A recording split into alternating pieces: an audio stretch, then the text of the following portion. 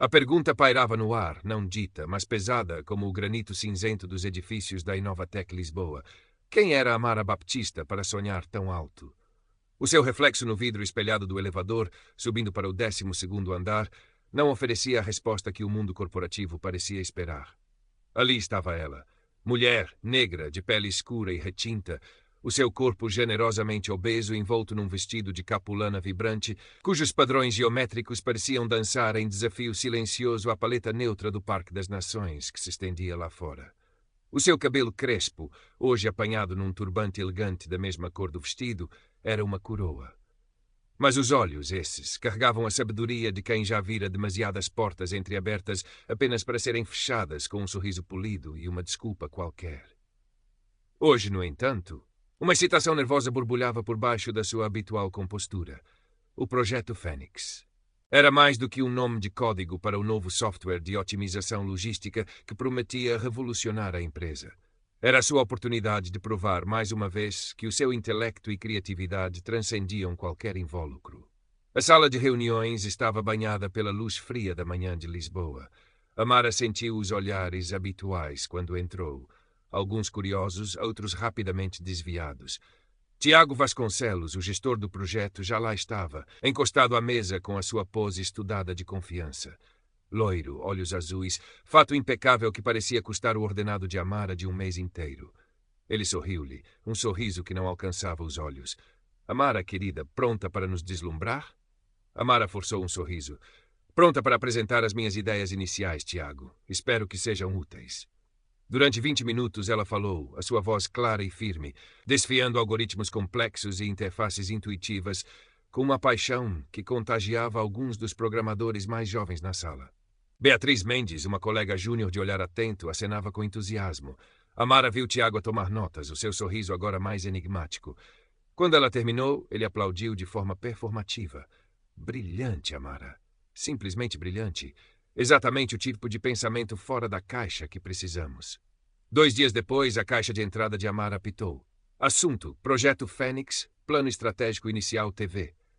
O anexo, redigido por Tiago, era uma reformulação das suas ideias, diluídas, rebatizadas com jargão corporativo e, crucialmente, com a assinatura dele em todas as secções-chave.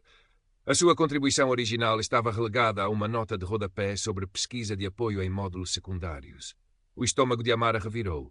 Não era a primeira vez, mas desta vez doía mais. O Projeto Fênix era dela. Gostaste do plano estratégico, Amara? A voz de Tiago melíflua apanhou-a de surpresa junto à máquina de café. Tentei incorporar a tua perspectiva, claro. Achei que precisava de um toque mais pragmático. Ele piscou o olho, como se partilhassem um segredo. Amara respirou fundo, o cheiro do café a parecer-lhe subitamente amargo. Tiago, as secções sobre a arquitetura do núcleo e a heurística de otimização são quase textualmente as minhas propostas da reunião. Ele riu, uma risada que soou demasiado alta. Ah, Amara, sempre modesta. É o trabalho de equipa, não é? As grandes ideias flutuam no ar, e os bons gestores como eu apanham-nas e dão-lhes forma. Estás a fazer um ótimo trabalho de apoio, continua assim. E com uma palmadinha condescendente no seu ombro, afastou-se, deixando Amara a remoer uma fúria fria. As semanas seguintes transformaram-se num padrão dolorosamente familiar. Em reuniões com a administração, Tiago apresentava os seus progressos, interrompendo Amara subtilmente sempre que ela tentava detalhar um aspecto técnico da sua autoria. O que a Amara quer dizer é, começava ele, antes de parafrasear as palavras dela com um brilho de autocongratulação. Surgiram comentários sobre a sua abordagem pouco ortodoxa ou a sua comunicação demasiado direta, sempre ditos com um ar de preocupação construtiva. E-mails importantes sobre decisões estratégicas chegavam à sua caixa de entrada com horas de atraso, quando as decisões já tinham sido tomadas em conversas de corredor. Beatriz Mendes, no entanto, começou a ver.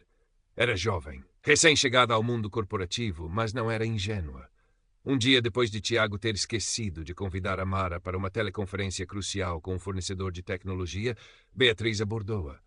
Amara começou, hesitante. Não quero parecer intrometida, mas Tiago, ele não me parece estar a ser justo contigo.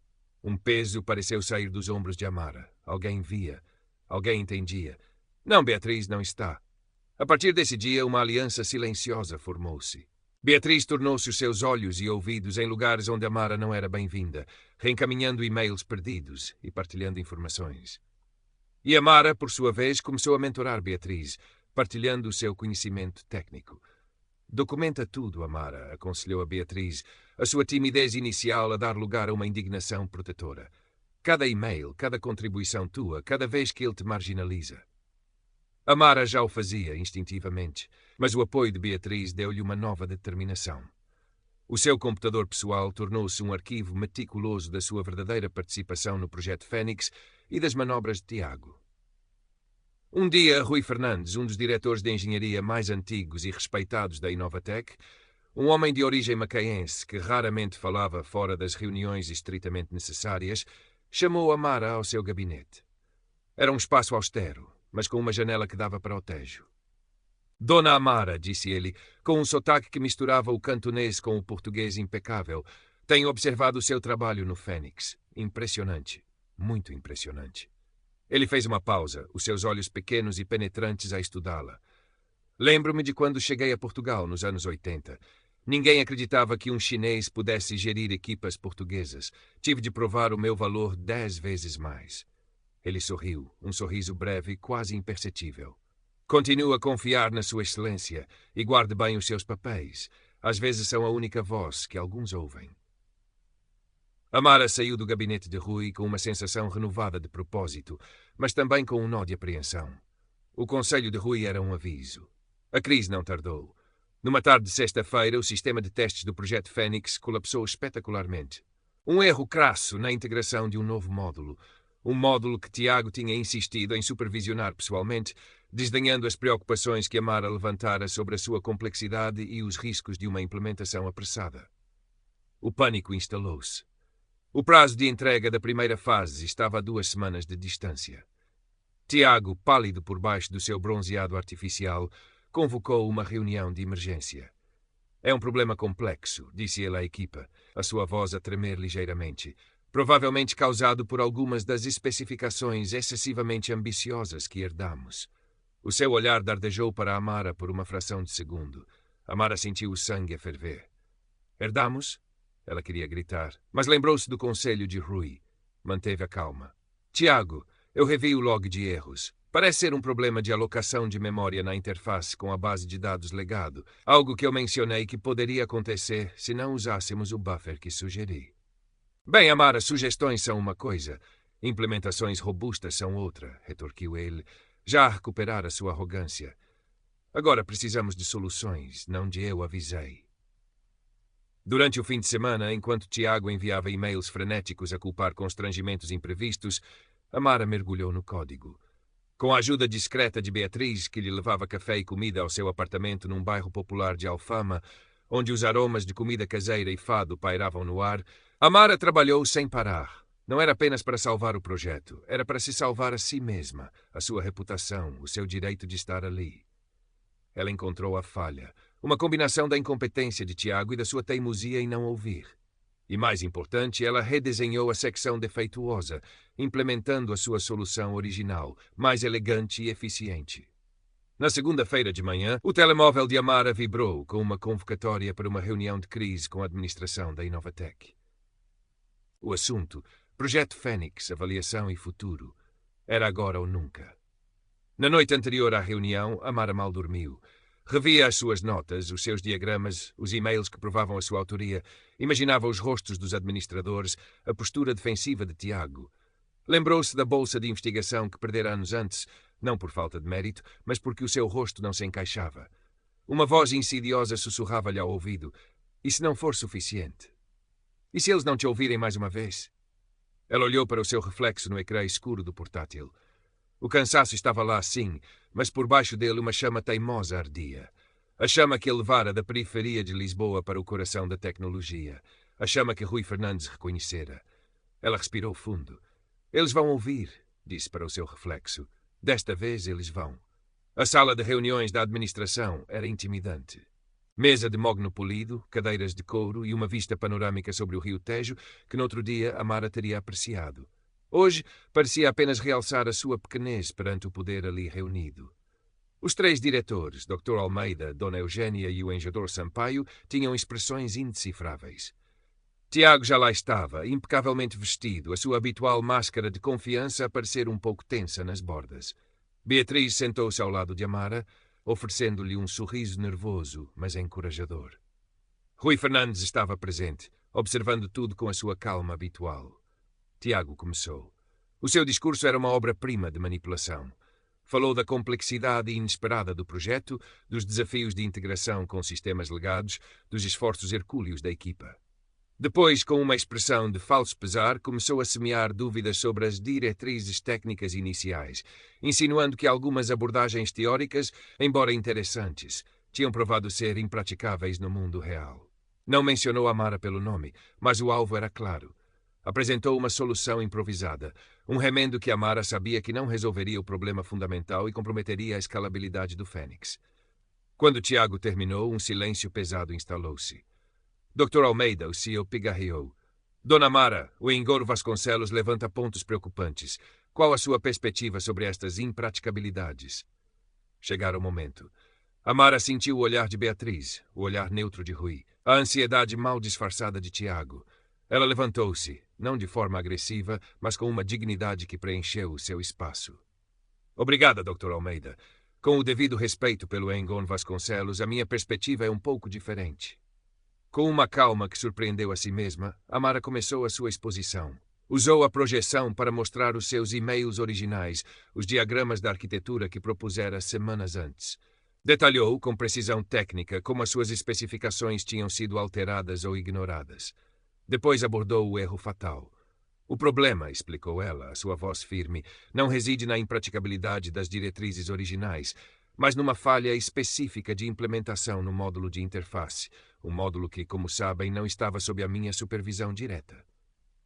Ela mostrou os logs, as linhas de código problemáticas. Não havia acusação na sua voz, apenas factos. Tiago começou a mexer-se na cadeira. Isso é uma simplificação excessiva. Há fatores que a Amara não está a considerar. Amara não lhe deu atenção, mas mais importante do que diagnosticar o problema, continuou, é apresentar a solução. E então ela desvendou o seu trunfo. Nos ecrãs surgiu a sua arquitetura redesenhada, elegante, robusta.